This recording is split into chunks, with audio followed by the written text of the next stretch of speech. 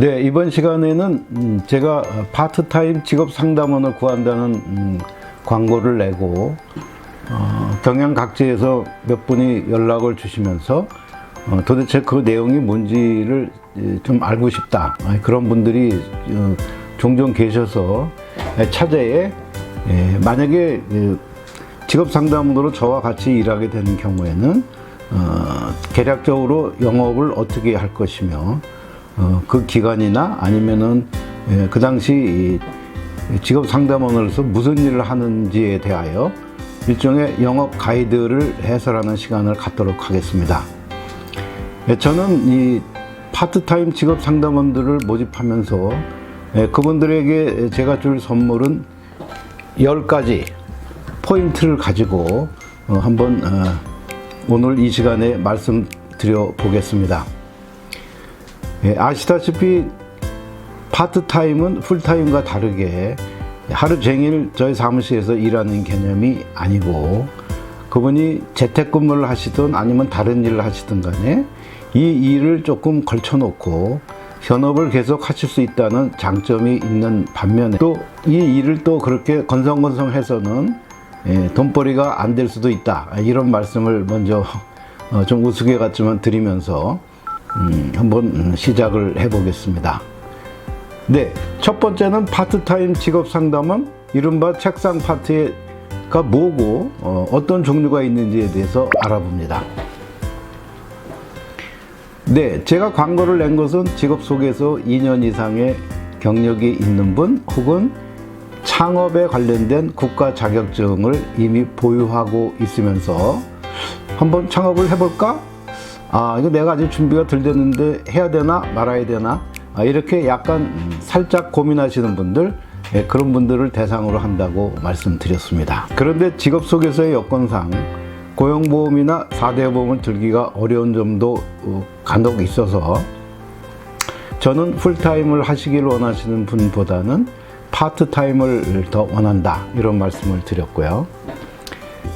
직업 속에서 근무를 해보신 분들은 2년이 지나면 일반 종사자에서 한 단계 이렇게 상승을 해서 직업 상담원이 됩니다. 직업 상담원은 기본적으로 자기 명의로 계약서를 쓸 수 있고, 자기의 고유 계좌로 영업의 결과를, 다시 말씀드려 수수료 수입을 얻을 수 있는 권한이 있죠. 반면에 일반 종사자는 그렇게 하시면 안 됩니다. 아직은 직업 상담을 독자적으로 할 수 있는 여건이 안 되시기 때문에 그런 분들은 직업 속에서의 대표 내지는 소장님과 서로 이렇게 협업을 하는 걸로 해야 뒤탈이 없다, 이런 말씀을 드립니다. 제가 2년 이상의 경력자를 원하는 것도 바로 그런 점에서 좀 차이가 있다, 이런 말씀을 드리고, 대신 이제 국가 자격증을 가지고 모든 거 이제 물적 요건, 인적 요건이 다 돼서 바로 이렇게 창업을 할 수 있다. 그래서 이제 어떤 분들은 제가 이렇게 수십 명의 사람들을 보았는데, 우물가에서 숭늉 찾는 격으로 벌써 사무실을 다 구해놨는데 영업을 어떻게 하면 되느냐, 이렇게 오시는 분도 있습니다. 거꾸로 오시는 분들이 많으시죠. 돈이 될지 안 될지는 제가 잘 모릅니다만 돈 벌기 쉽지 않다는 것 분명하게 말씀드립니다. 반면에 창업자들은 저와 같이 일하는 경우에는 6개월을 초과해서는 안 됩니다. 6개월이 넘어가면 창업의 마인드가 점점 옅어지고, 그냥 여기서 조금 더 벌고 딴 데 가서 벌고 그러면 되겠지, 이렇게 생각할 수도 있어서 그건 아니다, 이런 말씀을 드립니다.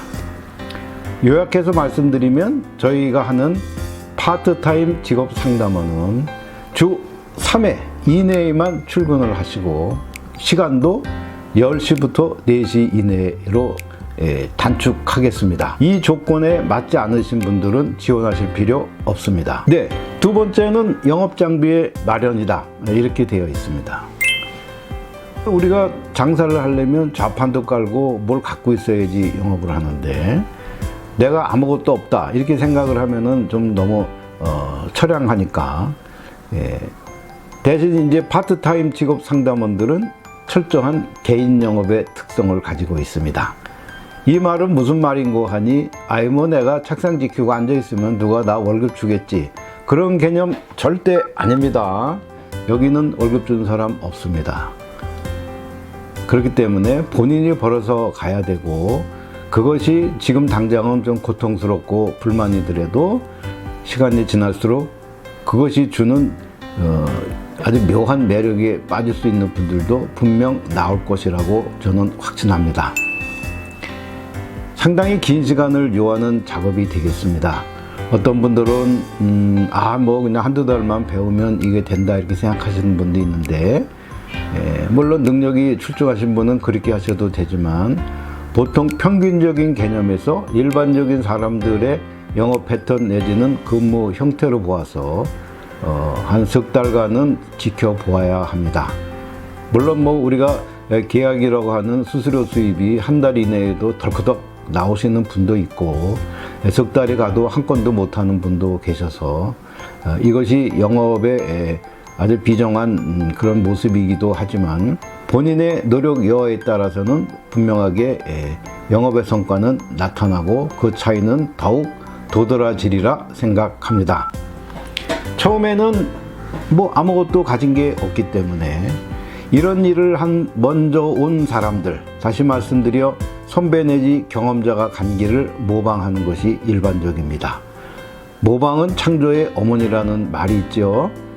처음서부터 모든 걸 자기가 턱턱 알아서 한다면 대단한 사람이지만, 그렇게 하기는 어렵고 처음에는 남들이 했던 거를 이렇게 힐끗힐끗 쳐다보기도 하고, 아 저렇게 하니까 저 사람이 저렇게 돈을 버는구나, 그런 거에 대해서 저 깊은 성찰을 하고 약간의 샘도 나고 시기심도 있어야 좋다고들 합니다. 물론 너무 많으면 안 되겠죠.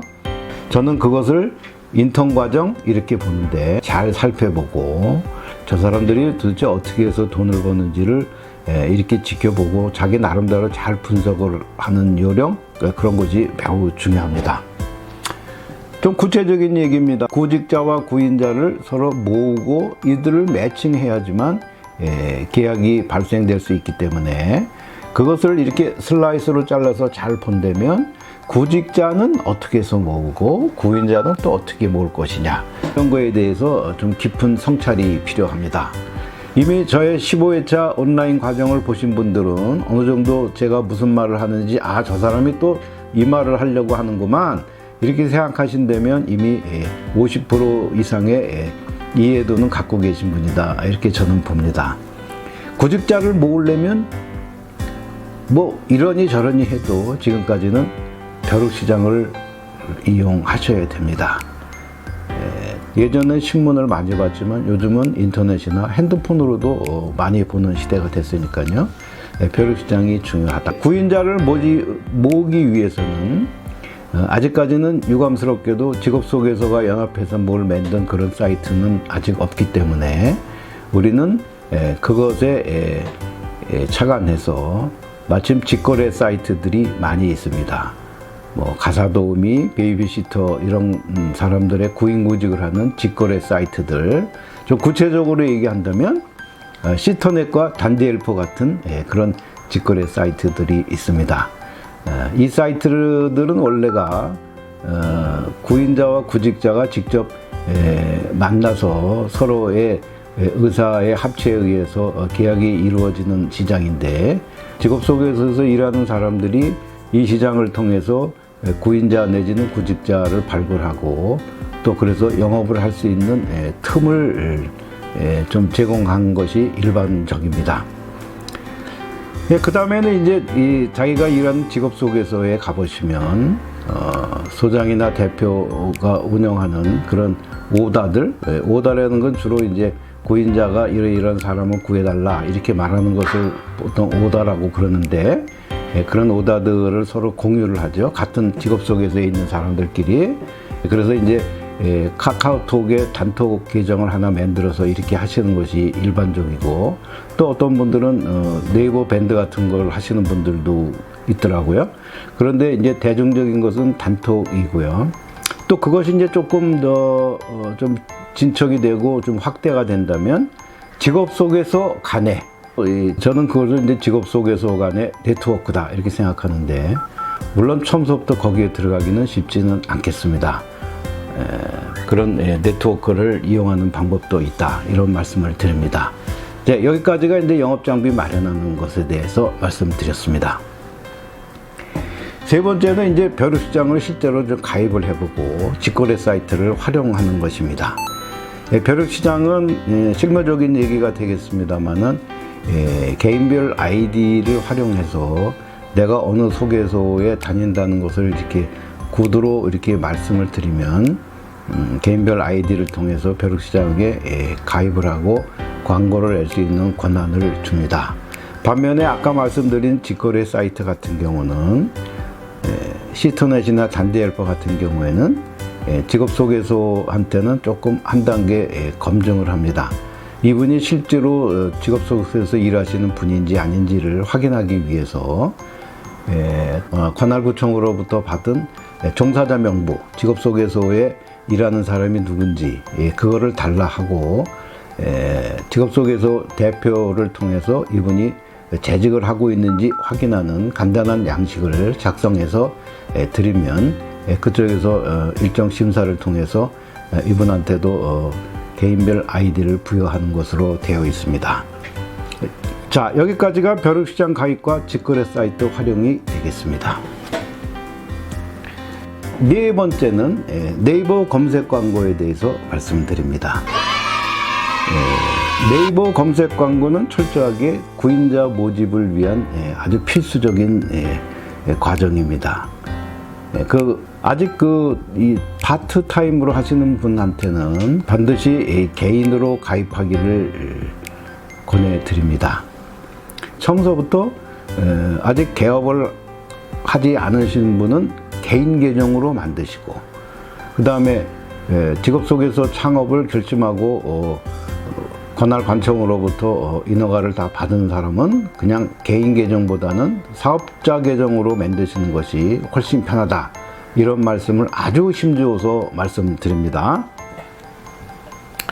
자, 그 다음은 이제 검색 광고를 하기 위해서는 뭔가 내가 갖고 있어야 되는데, 나를 잘 일반 고객들한테 잘 보여주기 위해서는 무엇을 해야 되는지, 그런 거에 대해서 한번 말씀드려 보겠습니다. 네이버 검색 광고의 가장 기본은 비즈 채널입니다. 많은 사람들은 네이버 홈페이지 내지는 그냥 개인 홈페이지를 만들어서 검색 광고의 툴로 하시는 분도 계시고, 홈페이지 만드는데 돈이 드니까 그냥 네이버가 제공하는 네이버 블로그 계정을 바로 검색 광고의 비즈 모델로 쓰시는 분도 계십니다. 저는 주로 파트타임 하시는 분들한테는 블로그를 한번 해보십사, 그렇게 종전부터 지금까지 앞으로도 계속 권유해 드립니다. 블로그를 쓰신다는 것은 자기 영업을 위해서 하는 계정으로 쓰시면 아주 안성맞춤입니다. 내가 필요한 내용들을 고칠 수도 있고 추가할 수도 있고 또 수정할 수도 있고 삭제할 수도 있기 때문에 블로그를 가지고 처음에 네이버 검색 광고를 시작하시라, 이런 말씀을 먼저 드립니다. 다시 말씀드리면 내가 창업이나 아니면 앞으로를 위해, 미래를 위한 현재의 투자다, 이렇게 생각하시면 되겠습니다. 자, 이번에 다섯 번째는 구인구직 매칭, 사무실의 사례 인턴, 이런 주제로 말씀드립니다. 아까 인턴이란 말을 드렸습니다. 차츰 이제 네이버 광고도 하고 벼룩시장 광고도 이렇게 내다 보면 슬금슬금 전화가 오기 시작합니다. 반드시 옵니다. 그리고 그 전화를 통해서 내가 무슨 광고를 봤는데 이런 자리 있습니까? 이렇게 물어보는 구직자들의 전화가 먼저 올 것이고, 네이버 광고를 꾸준하게 하다 보시면 거기가 어디냐 이렇게 물어보시고, 그 다음에 내가 지금 입주할 사람을 찾는데 뭐 출퇴근 도우미가 필요하다, 등하원 도우미가 필요하다, 뭐 지금 당장 집에서 간병을 해줄 사람이 필요하다는 등의 소위 이제 네이버 광고를 통해서 구인 광고가 들어오고, 벼룩시장에는 또 이제 그 광고를 내면은 구직자들이 문의가 종종 옵니다. 처음에는 잘 안 올 수도 있지만 그거 안 온다고 시무룩하거나 투더투를 될 필요 없습니다. 꾸준하게 하시다 보면 반드시 둘을 한번 매칭을 해봐야 되겠다는, 제가 굳이 가르쳐 주지 않아도 둘을 어떻게 매칭하면 돈이 되지 않을까 하는 생각에 물리가 튀는 시간이 반드시 오게 되어 있습니다. 비록 파트로 일한 지가 얼마 되지 않았지만 매칭을 한다는 것이 중요합니다. 돈을 일단 한번 받아보면 고기도 먹은 사람이 고기 맛을 안다고, 그 다음부터는 본인이 그 다음에 상담하는 전화에는 힘이 실리고 기가 실립니다. 이런 과정이 몇 번 거치다 보면 야, 이렇게 쉽게 돈을 버는 방법도 있구나, 이렇게 실제로 말하시는 분도 보았습니다. 물론 그게 이제 자기 돈이 되려면 또 넘어야 될 산이 한두 개가 더 있죠. 그거는 조금 이따 말씀드리겠습니다. 네, 여기까지가 구인구직 매칭입니다. 근데 여섯 번째는 사무실 견습과 출근이라는 주제인데요. 가장 중요한 것은 구직자가 사무실로 옵니다. 그리고 사무실로 오라고 해야 합니다. 그 이유는 사무실에 같이 일하시는 분이 바쁘지 않은 이상은 내가 불러들인 구직자를 직접 면담은 하진 않지만 이 귀가 있고 눈이 있기 때문에 저 사람이 사무실에 와서 하는 얘기, 어떤 일자리가 있다고 얘기한 것에 대해서 어떤 반응을 보이는지, 그리고 뭔가 이렇게 성격이 급한지, 아니면 돈만 밝히는 사람인지, 아니면 경력에 대해서 부풀리고 말하고 자기는 뭐든지 잘할 수 있다고 말을 하는데 안만 봐도 내가 잘 모르겠다, 이럴 경우에는 일단 그분을 돌려보내고 얘기를 하다 보면 저 사람이 진실된 사람인지 아니면 그냥 소위 말하는 뻥을 치는 사람인지 그것은 아무도 알 수가 없기 때문입니다. 혼자 보는 것보다는 두 명보다는 3명 이상이 보는 것이 객관적인 상황에서는 훨씬 더 정확하고 올바른 판단을 할 수가 있습니다. 자, 7번째는 실제 매칭으로 구인구직 클로징 하기입니다. 클로징은 마감을 친다는 얘기인데요. 자, 이제 우리가 광고를 통해서 오신 분들, 그 다음에 구인자 구직자를 서로 연결을 하고 어떻게 면접을 보기로 하고 그 면접을 받고 두 분이서 어머 좋아요, 우리 이제 같이 일하기로 했어요, 그렇게 귀에 듣기 좋은 말들이 오면은 입에서 아니면 코에서 룰루랄라 콧노래가 나올 수도 있습니다. 이때는 이제 그냥 뭐 말로만 하는 것보다는 모든 게 좋은 거라고 가사근로 계약서, 제 유튜브 영상에도 가사근로 계약서에 대해서 자세하게 몇 편에 나누어서 이렇게 말씀을 드렸으니까 그런 걸 좀 보시면 좋겠고, 그 다음에 중요한 것은 수수료 규정입니다. 우리가 받는 수수료는 고용노동부 2017년도 고시에 의거해서 받게 돼 있죠. 구인자 구직자로부터 다 받지만 그 퍼센테이지가 얼마고 어떤 경우에는 어떻게 된다는 거에 대해서 분명하게 구인자인 분한테, 구직자인 분한테 분명히 알려주고, 수수료가 이렇게 발생이 되고 언제까지 수수료를 주시기 바랍니다, 이렇게 문자 내지는 이렇게 통화하면서 말씀드릴 수가 있고요. 자, 8번째는 구인구직 AS와 환불입니다. 이게 이제 매칭 이후에 넘어야 되는 또 하나의 큰 산입니다. 3개월의 무료 교체 기간이 있다는 설명도 반드시 해 주셔야 됩니다. 저희 같은 경우에는 제가 만든 홈페이지나 블로그에 이런 것들에 대해서 상세하게 다 표기를 해놓고 그렇게 말씀을 드립니다. 저희는 보통 근로계약 체결하고 일주일 정도 경과한 시점에 수수료를 달라고 통지를 합니다. 일주일이라는 기간은 짧은 것 같지만 구인자 구직자 서로 그냥 첫 대면만 해서 일하기로 했던 사람들이 실제로 겪어봅니다. 입주에 들어간 사람은 24시간을 같이 지지고 볶고 하고요. 출퇴근하시는 분은 주 5일 같으면 이제 월요일부터 금요일까지 계속 그 정해진 시간에 가시기 때문에 그렇게 보시면 최소한 한 5번 정도를 보지 않습니까? 그리고 이제 주말이 끼고 한 5번 정도 일하시는 걸 보면 주말쯤에 이제 한번 숙고하는 시간을 갖습니다. 저 이모님이 우리 집에 잘 하겠지? 내가 보니까 뭔 어떻고 뭔 어떤 것 같은데, 아유, 사람이 뭐 100% 완벽한 사람이 어디 있겠어.